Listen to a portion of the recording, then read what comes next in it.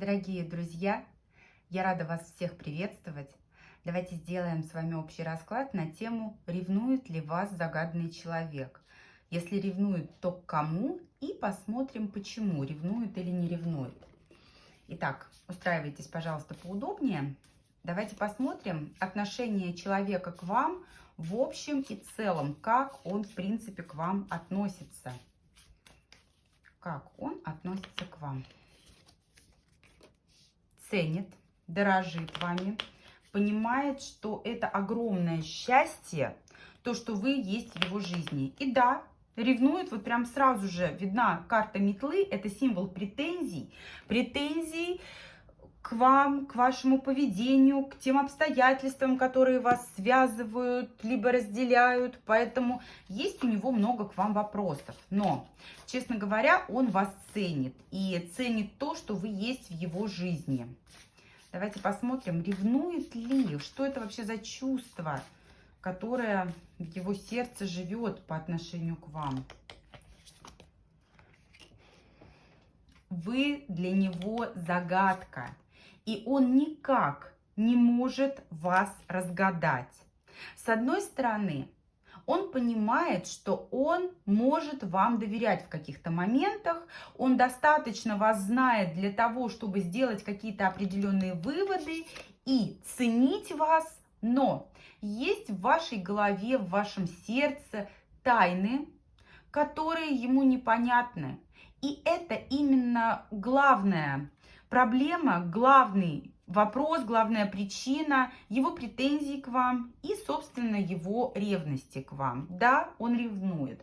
Он, вот вы знаете, очень парадоксально. В чем-то он вам на 100% доверяет. Семерка пентаклей – это символ времени, да, то есть какие-то выводы он уже сделал. Но также семерка пентаклей – это как символ того, что мне нужно еще время, чтобы сделать еще какие-то выводы. Здесь вот выводы не окончательные. То есть здесь мы вот плюсы поставили, а вот у меня еще есть не минусы, а знаки вопросов, которые нужно переделать либо в минусы, либо в плюсы. И вы для него как загадка. Вы для него как такая, знаете, как закрытая книга, которую он не знает, как разгадать. А давайте посмотрим, что является причиной того, что он не может разгадать вас. Почему? Почему? Есть вот этот момент некого недоверия. Есть мужчина, который проявляет к вам симпатию, проявляет к вам свой интерес. И у него уже был неудачный опыт, возможно, в отношениях с вами, возможно, в отношениях с кем-то другим, но он знатно наломал дров. Он уже совершал ошибок. Причем, вы знаете, там скорее был даже не треугольник, здесь скорее даже четырехугольник был. Там много было действующих лиц, которые влияли на ту ситуацию, которую он считает таким, знаете, вот такой болезненной. И он оказался в позиции жертвы. Там такой замес был крутой, когда от него мало что зависело.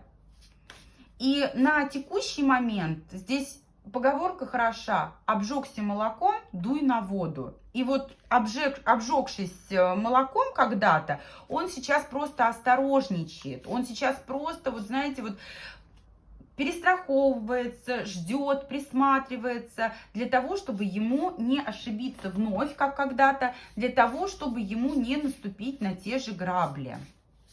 А давайте посмотрим, что нужно, чтобы он расслабился, начал доверять-то вам.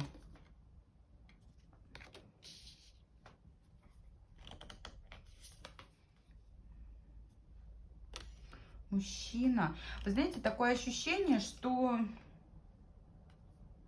здесь в тот момент, когда вот этот вот мужчина, к которому он ревнует, от лица которого он видит опасность, он должен либо самоликвидироваться, либо какие-то перемены должны случиться, чтобы он вообще вот испарился, исчез, либо перешел в разряд тех людей, которые не представляют опасности. Например, тот человек, с которым вы не смогли бы построить, в принципе, отношения. Здесь уж не знаю, у каждого это свое, да, у кого-то это человек в другом статусе, у кого-то это человек, который на другом конце земли, но ему важно, чтобы вот этот мужчина, здесь не от вас даже зависит, здесь, судя по всему, мужчина, который может составить ему серьезную конкуренцию. Он должен перестать быть конкурентоспособным, вот этот его соперник, поэтому здесь больше даже не от вас, а больше от него это зависит и от его тараканов в голове. Для того, чтобы не ревновать, должен отсутствовать человек, которому он может, в принципе, ревновать. И, соответственно, здесь 100% вам нужно делать выбор в его пользу, да, в пользу того, на кого вы смотрите. Каких эмоций он хотел бы в идеале? Что ему мешает? Мы посмотрели. Давайте посмотрим, каких эмоций он хотел бы в идеале от отношений с вами. Семерка кубков, как в сказке. Волшебная любовь. Вот у него есть картина мира. Вот у него есть свое представление. Вот он хочет, чтобы это все воплотилось.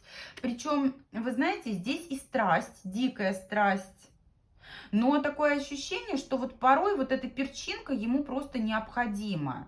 Если было бы все совсем рутинно, совершенно скучно, то это опять его перестало бы устраивать.